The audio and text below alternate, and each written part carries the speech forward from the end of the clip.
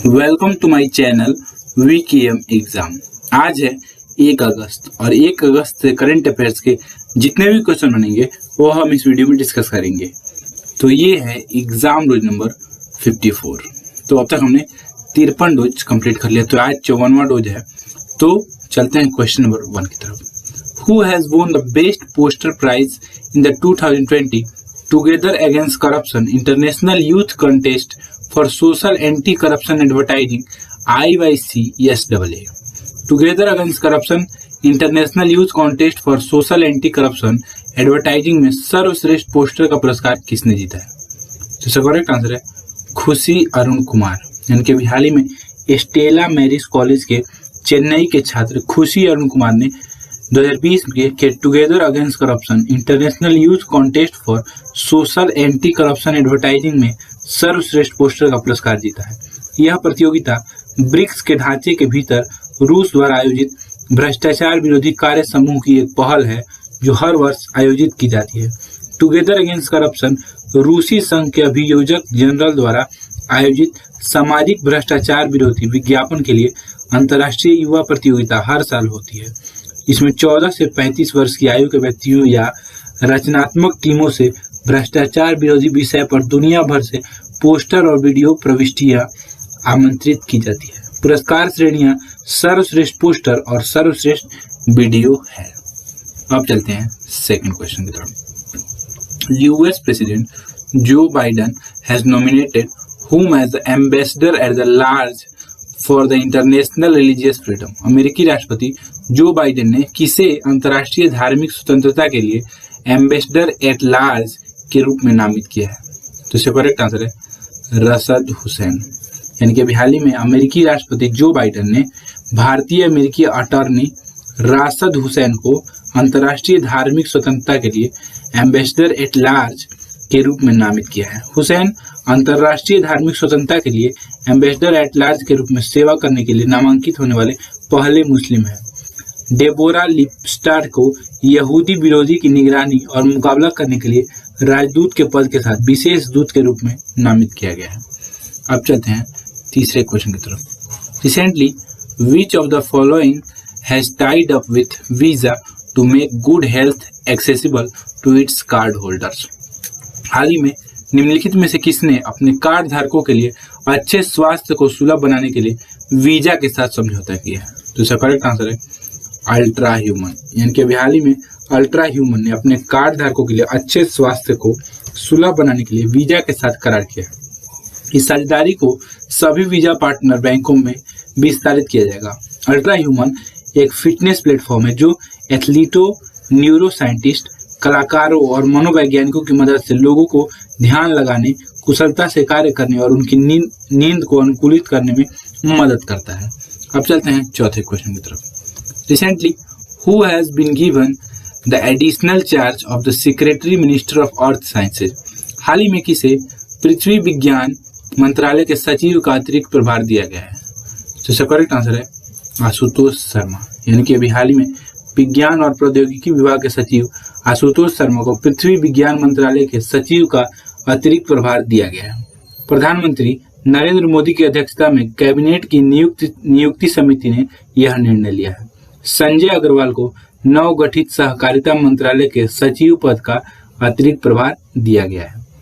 अब चलते हैं पांचवें क्वेश्चन की तरफ। The RBI has cancelled the licence of which of the following banks recently? RBI ने हाल ही में निम्नलिखित में से किस बैंक का लाइसेंस रद्द कर दिया है? तो इसका करेक्ट आंसर है Madgam urban cooperative bank limited. यानी कि अभी हाल ही में आरबीआई ने गोवा में Madgam urban cooperative bank limited का लाइसेंस रद्द कर दिया है। नतीजतन बैंक 29 जुलाई 2021 को कारोबार की समाप्ति से बैंकिंग कारोबार करना बंद कर देगा। केंद्रीय बैंक ने हाल ही के दिनों में संस्थागत विफलता का हवाला देते हुए कम से कम आधा दर्जन सहकारी बैंकों के लाइसेंस रद्द कर दिए हैं और कई अन्य पर दंडात्मक कार्रवाई शुरू कर दी है। बात आ गई है गोवा की, तो यह है मैप में गोवा। इसके मुख्यमंत्री हैं प्रमोद सावंत, राज्यपाल हैं पीएस श्रीधरन पिल्लई, लोकसभा सीटें हैं 2 और राज्यसभा सीटें हैं 1। अब चलते हैं छठे क्वेश्चन की तरफ। Which of the following has launched India's first visa prepaid card for teenagers with personalised doodles on it. निम्नलिखित में से किसने किशोरों के लिए व्यक्तिकृत डूडल वाला भारत का पहला वीजा प्रीपेड कार्ड लॉन्च किया है? तो इसका करेक्ट आंसर है फेमपे। यानी कि अभी हाल ही में फेमपे ने किशोरों के लिए व्यक्तिकृत डूडल वाला भारत का पहला वीजा प्रीपेड कार्ड लॉन्च किया है। ये कार्ड किशोरों को भारत में वीजा नेटवर्क पर NFC सक्षम संपर्क रहित भुगतान करने की अनुमति देगा। कार्ड 2 अलग अलग डिजाइनों में उपलब्ध होगा, फैम कार्ड और फैम कार्ड मी। उपयोगकर्ता अपने फैम कार्ड मी पर अद्वितीय डिजाइन बनाने के लिए 200+ डूडल और सिग्नेचर फॉन्ट की एक श्रृंखला से चयन कर सकते हैं। अब चलते हैं 7वें क्वेश्चन की तरफ।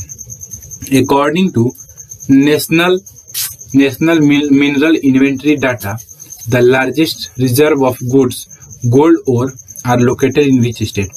नेशनल मिनरल इन्वेंटरी के आंकड़ों के अनुसार सोने के अयस्कों का सबसे बड़ा भंडार किस राज्य में स्थित है? तो इसका करेक्ट आंसर है बिहार। यानी कि अभी हाल ही में नेशनल मिनरल इन्वेंटरी के आंकड़ों के अनुसार 1 अप्रैल 2015 तक भारत में 501.83 मिलियन टन स्वर्ण अयस्क का भंडार था।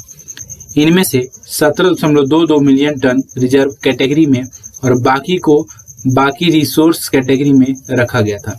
स्वर्ण अयस्कों का सबसे बड़ा भंडार बिहार में स्थित है। इसके बाद राजस्थान, कर्नाटक, पश्चिम बंगाल, आंध्र प्रदेश और झारखंड का स्थान है। बात आ गई बिहार की, तो ये है मैप में बिहार। इसके मुख्यमंत्री हैं श्री नीतीश कुमार। लोकसभा सीटें हैं 40, राज्यसभा सीटें हैं 16, राजकीय पशु है गौर और राजकीय पक्षी है घरेलू गौरैया। अब चलते हैं 8वें क्वेश्चन की तरफ।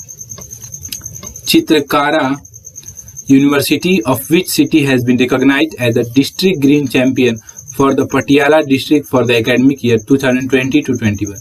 शैक्षणिक वर्ष 2020-21 के लिए किस शहर के चित्रकारा विश्वविद्यालय को जिला ग्रीन चैंपियन के रूप में मान्यता दी गई? तो इसका करेक्ट आंसर है पटियाला। यानी कि अभी हाल ही में शैक्षणिक वर्ष 2020-21 के लिए पटियाला जिले के लिए चित्रकारा विश्वविद्यालय पटियाला को डिस्ट्रिक्ट ग्रीन चैंपियन के रूप में मान्यता दी गई है।